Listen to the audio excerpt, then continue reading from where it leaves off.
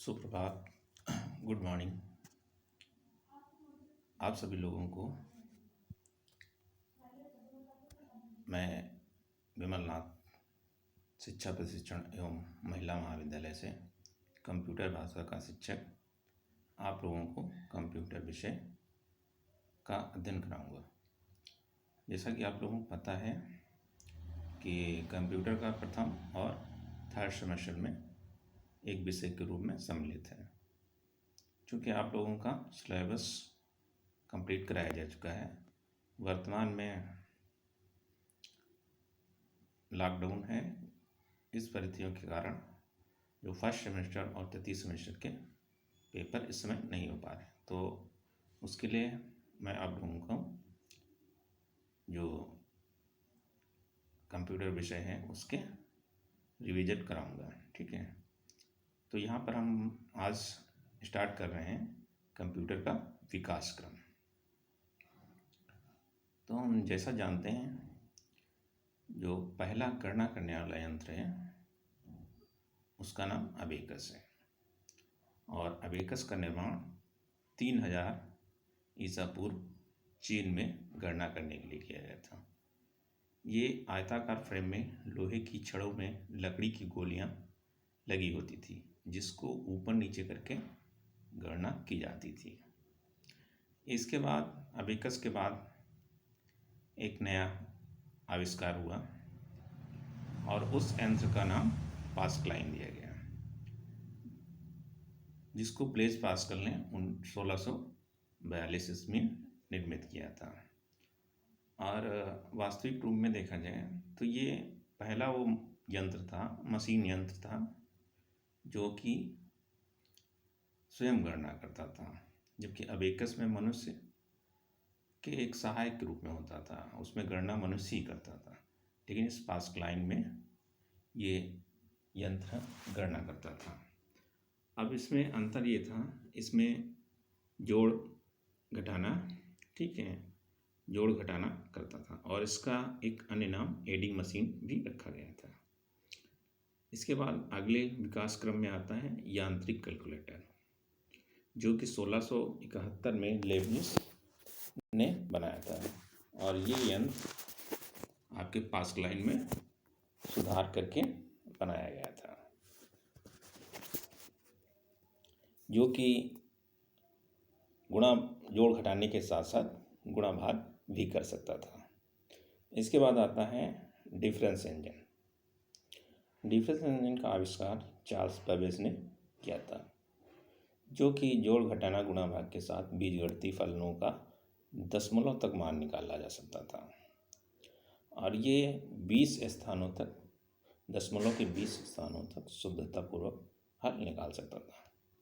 इसके बाद Charles Babbage ने डिफरेंस इंजन में सुधार करके एक नया यंत्र बनाया, जिसका नाम एनालिटिकल इंजन था, और ये एनालिटिकल इंजन ही आगे चलकर आधुनिक जो कंप्यूटर बने उसका आधार बना।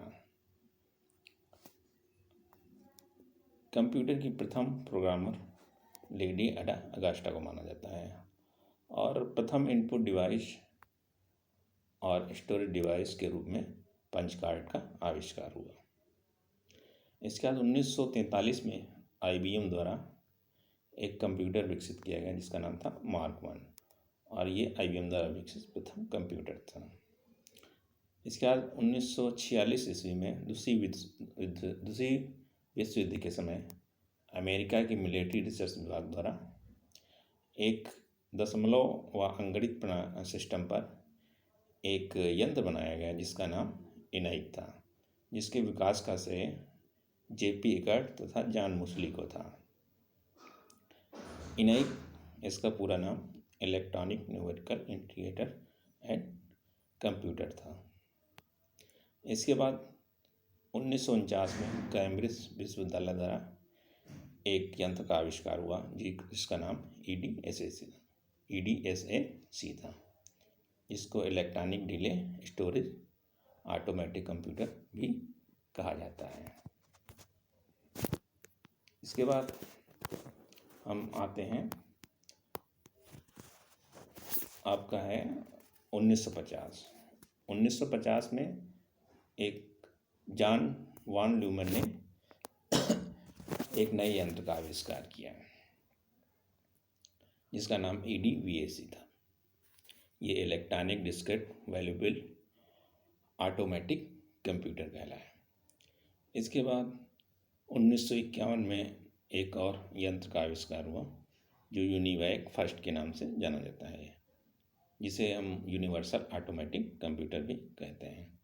इसके बाद 1953 में IBM फर्स्ट का निर्माण के साथ कंप्यूटर के क्षेत्र में अधिक प्रगति हुई, और जो कि आगे चलकर आज हम जो देख रहे हैं हमारे पास लैपटॉप और विभिन्न प्रकार के डेस्कटॉप और जो कंप्यूटर उपलब्ध हैं, ये सब इसी यात्रा को पूरा करके आए हैं।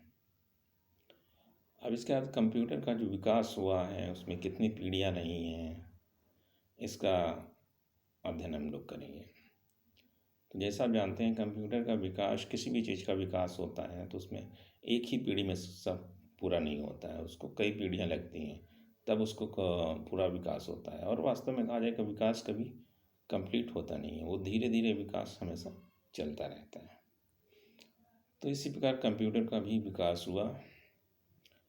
तो कंप्यूटर का विकास जो हुआ वो 5 पीढ़ियों में हुआ। वर्तमान समय में जो पीढ़ी चल रही है वो 5th जनरेशन या 5वीं पीढ़ी कही जाती है। तो कंप्यूटर का विकास कितने चरणों में हुआ? 5 चरणों में या 5 पीढ़ियों में कहा जा सकता है। तो सबसे पहले प्रथम पीढ़ी। प्रथम पीढ़ी का समय रहा है 1945 से 1955 ईस्वी तक। यहाँ पे समय में अंतर हो सकता है क्योंकि कोई भी जो तकनीक आती है वो एक निश्चित समय से स्टार्ट होकर निश्चित समय समाप्त नहीं होती, बस कि उसके कुछ पहले से प्रारंभ होती है और कुछ बाद तक चलती रहती है। तो यहाँ जो पहली पीढ़ी थी उसमें जो कंप्यूटर था उसके इलेक्ट्रॉनिक भागों में वैक्यूम ट्यूब का प्रयोग किया जाता था। वैक्यूम ट्यूब ग्लास का बना होता था और उसमें फिलामेंट का प्रयोग किया जाता था और वो काफ़ी भारी होता था। इसके साथ साथ वो गर्म भी जल्दी होता था। तो इसलिए इस जनरेशन में जो कंप्यूटर थे प्रथम पीढ़ी के, वो काफ़ी भारी थे और उनके लिए AC भी आवश्यकता था। गर्म होने के कारण उनको AC आवश्यक था। और उस समय जो स्टोरेज आपकी डिवाइस है या मेमोरी कह सकते हैं, संग्रह युक्त कह सकते हैं, जिसके लिए पंच कार्ड और मैग्नेटिक ड्रम का प्रयोग किया जाता था। और इस जनरेशन में जो कंप्यूटर भाषा प्रयोग की जाती थी वो मशीन व असेंबली लैंग्वेज थी। अब प्रथम पीढ़ी के कंप्यूटर की विशेषता क्या थी? वे आकार में बड़े होते थे। अधिक गर्मी के कारण उनको वातावरण की आवश्यकता होती थी। अब आते हैं इसका उपयोग क्या था प्रथम पीढ़ी में। तो प्रथम पीढ़ी के जो कंप्यूटर थे सबसे पहले वैज्ञानिक और आपके सैनिक संचालन के लिए बनाए गए थे। हालांकि बाद में उनको सुधार करके तो प्रारंभिक स्तर पर व्यावसायिक रूप में भी प्रयोग किया गया। अब प्रमुख पहली पीढ़ी के जो प्रमुख कंप्यूटर थे उनमें शामिल हैं कौन कौन से? ENIAC है, EDVAC है, यूनिवैक है, EDSAC आदि, ये सब प्रथम पीढ़ी के कंप्यूटर हैं। इसके बाद हम चलते हैं द्वितीय पीढ़ी में।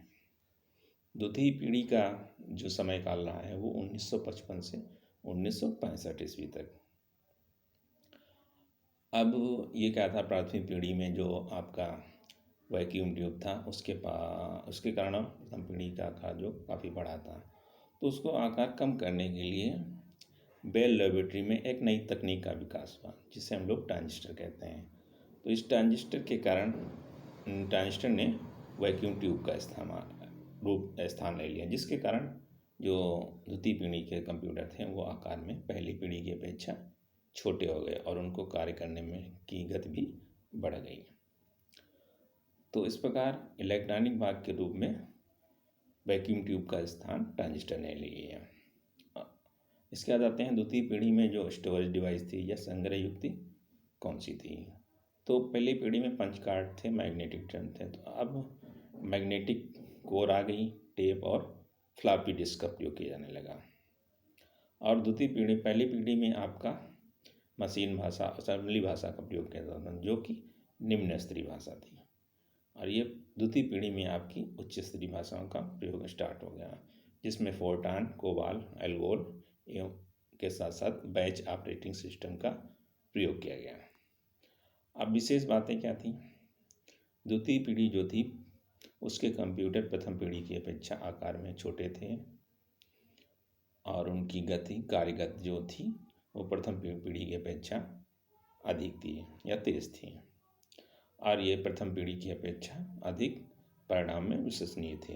लेकिन किंतु अभी भी इनके लिए एसी आवश्यक था, जिसके लिए इनका सामान्य प्रयोग अभी भी नहीं किया जा सकता। ये विशेष कार्य के लिए प्रयोग किए जा रहे थे, जैसे व्यावसायिक कार्य, वैज्ञानिक अनुसंधान और रिसर्च में। अब इस दूसरी पीढ़ी में जो प्रमुख कंप्यूटर थे उनमें आते हैं mini computer, PDP-1, PDP-3, IBM 7090 और IBM 6600 आदि।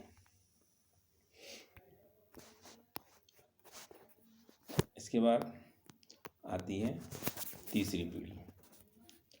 तीसरी पीढ़ी का समय 1965 से 1975 ईस्वी तक रहा है।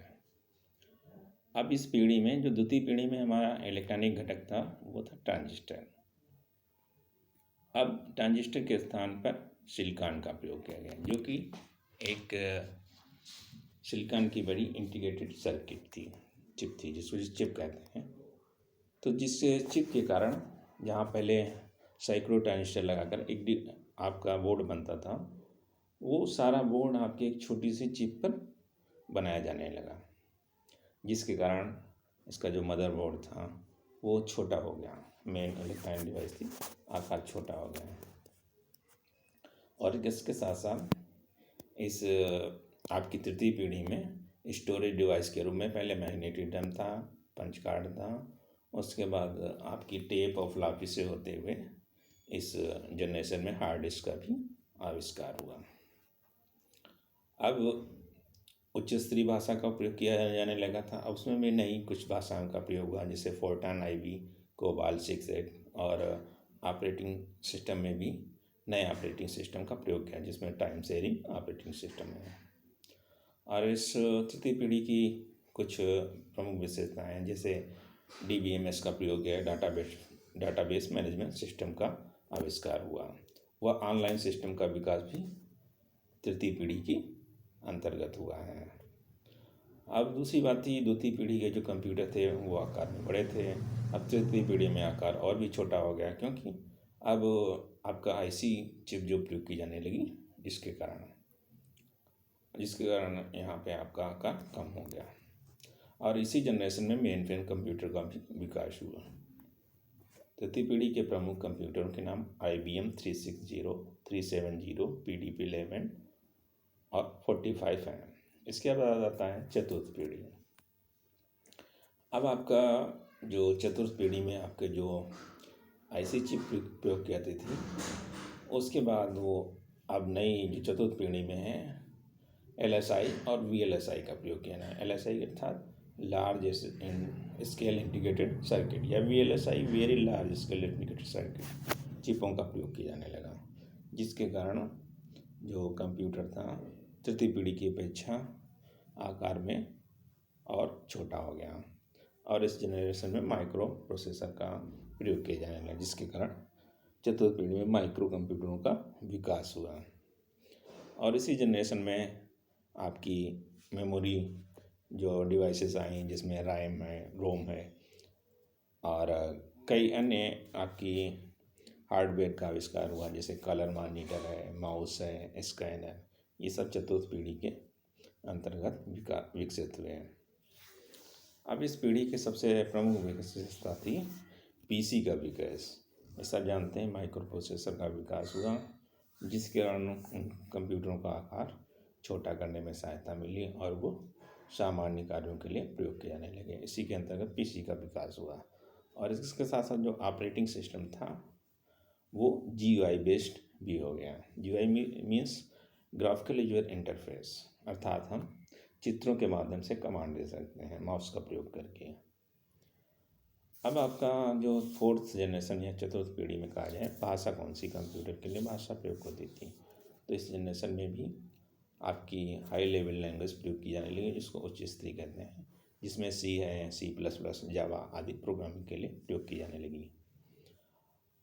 अब हम देखते हैं इस चतुर्थ पीढ़ी के प्रमुख कंप्यूटर कौन से थे। तो उसमें आता है PC, आता है PC XT है, PC AT आदि, ये सब कंप्यूटर जो आपके चौथी पीढ़ी के थे। इसके बाद चौथी पीढ़ी से हम पाँचवीं पीढ़ी में आते हैं, जिसका समय 1990 के बाद अभी भी माना जाता है वो लगातार चल रहा है, जिसकी विशेषता थी उच्च क्षमता के तार्किक निर्णय लेने वाले बुद्धि का विकास करते हुए, कृत्रिम इंटेलिजेंस जिसको कहते हैं, कृत्रिम बुद्धि का प्रयोग करते हुए नए कंप्यूटरों का विकास करना।